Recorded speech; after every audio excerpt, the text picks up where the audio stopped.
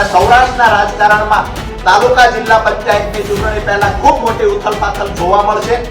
દાવા સાથે કહું છું, બિન રાજકીય રીતે આવડી સભા ભૂતકાળમાં ક્યારેય જોવા નહીં મળી હોય। ગુજરાતમાં ચૂંટણીઓનો દોર શરૂ થઈ ચૂક્યો છે અને તમામ રાજકીય પાર્ટીઓ અને નેતાઓએ તેમની તૈયારીઓ પણ શરૂ કરી દીધી છે।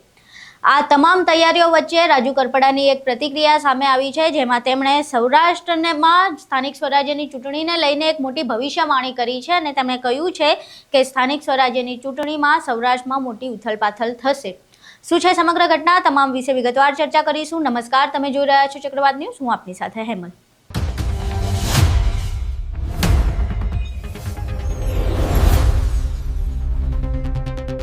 રાજુ કરપડાએ આમ આદમી પાર્ટીમાંથી રાજીનામું આપ્યું ત્યારબાદથી સતત આરોપ પ્રત્યારોપ પાર્ટી તરફથી અને કરપડા તરફથી થઈ રહ્યા છે। આ દરમિયાન રાજુ કરપડાએ કિસાન સભાઓ કરવાનું શરૂ કર્યું હતું અને આ કિસાન સભાઓ ચાલી રહી છે એની વચ્ચે રાજુ કરપડાએ એક પ્રેસ કોન્ફરન્સ કરી। આ પ્રેસ કોન્ફરન્સમાં રાજુ કરપડાએ એક ચોંકાવનારું નિવેદન આપ્યું છે, જેમાં તેમણે કહ્યું કે સૌરાષ્ટ્રમાં જે સ્થાનિક સ્વરાજ્યની ચૂંટણી આવશે તેમાં તાલુકા પંચાયતની ચૂંટણીમાં મોટી ઉથલપાથલ થવાની છે। સમગ્ર ઘટના વિશે રાજુ કરપડાએ શું કહ્યું છે, પહેલા એ નિવેદન સાંભળી લઈએ। ખેડૂતોનું મજબૂત સંગઠન બનાવી અને ફરી વખત જ્યારે 24 તારીખે કાર્યક્રમ સમાપન થશે ત્યાર પછી આપની વચ્ચે ફરીવાર આવશું। પણ એક વાત ચોક્કસથી કરું છું કે ગુજરાતના સૌરાષ્ટ્રના ખેડૂતો આજ દિવસ સુધી ક્યાંક ને ક્યાંક કોકની વાતમાં આવીને છેતરાયા છે। આવનાર દિવસોમાં આ ખેડૂત કોઈની વાતમાં આવીને છેતરાશે નહીં।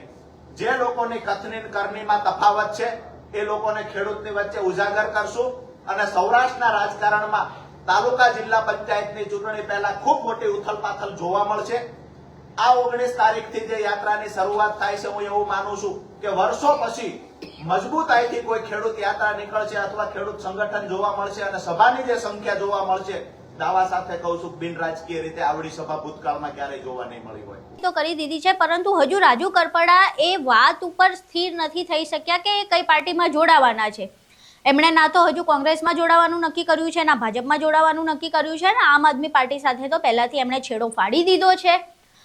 અનેક વાર એ આમ આદમી પાર્ટી પર આરોપો લગાવતા હોય છે। આ પ્રેસ કોન્ફરન્સમાં પણ તેમણે આમ આદમી પાર્ટી ઉપર ગંભીર આરોપો લગાવ્યા હતા। આ દરમિયાન સૌરાષ્ટ્રમાં ચૂંટણીમાં ઉથલપાથલ કરવાની વાત કરી છે એમણે। તો હવે પ્રશ્ન એ થઈ રહ્યો છે કે એ હજુ સુધી ક્લિયર નથી થઈ રહ્યા કે તે કઈ પાર્ટીમાંથી ચૂંટણી લડવાના છે, કઈ પાર્ટીમાં જોડાવાના છે। હજુ પણ એ ખેડૂતોનું નામ આપી રહ્યા છે કે ખેડૂતો જે કહેશે એ પ્રમાણે આગળ વધીશું, ખેડૂતો જે કહેશે એ પ્રમાણે આગળ વધીશું, એવું કહીને પણ એમણે એક મોટી આગાહી કરી છે કે સૌરાષ્ટ્રમાં સ્થાનિક સ્વરાજ્યની ચૂંટણીમાં ઉથલપાથલ કરશે। હવે આ જે રાજુ કરપડાએ કહ્યું છે એ વિશે એ તમે નિવેદન સાંભળ્યું, એ નિવેદન સાંભળ્યા બાદ તમને શું લાગે છે કે શું રાજુ કરપડા ખરેખર સૌરાષ્ટ્રમાં એટલા મજબૂત બની ગયા છે કે સ્થાનિક સ્વરાજ્યની ચૂંટણીમાં એ મોટી ઉથલપાથલ કરી શકે, કે પછી હજુ એમને કોઈ પાર્ટીનું પીઠબળની જરૂર છે? જો જરૂર છે તો કઈ પાર્ટી?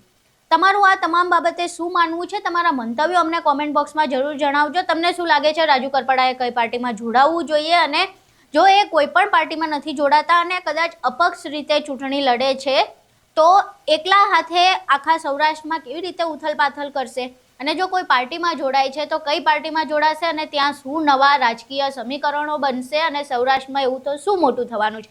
તમારા આ સમગ્ર ઘટના વિશે શું મંતવ્યો છે, તમામ અમને કોમેન્ટ બોક્સમાં જરૂરથી જણાવજો।